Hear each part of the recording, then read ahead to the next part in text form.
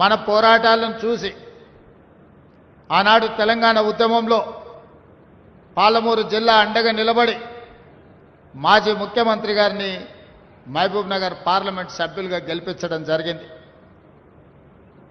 ఇక్కడి పార్లమెంట్ సభ్యుడిగా తెలంగాణ రాష్ట్ర సాధనలో లోక్సభకు ప్రాతినిధ్యం వహించిన మన ప్రాంతానికి తెలంగాణ రాష్ట్రం వచ్చిన తర్వాత సముచిత న్యాయం జరగలేదు.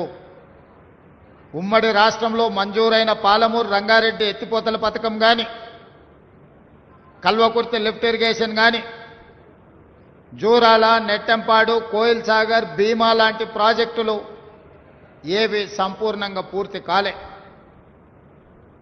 ఆనాడు సోనియా గాంధీ గారి నాయకత్వంలో పాలమూరు యూనివర్సిటీ మంజూరు చేసినా అదొక పీజీ కాలేజ్ లాగా మిగిలిపోయింది తప్ప యూనివర్సిటీకి ఉండాల్సిన హోదా ఇంజనీరింగ్ కాలేజ్ కానీ, లా కాలేజ్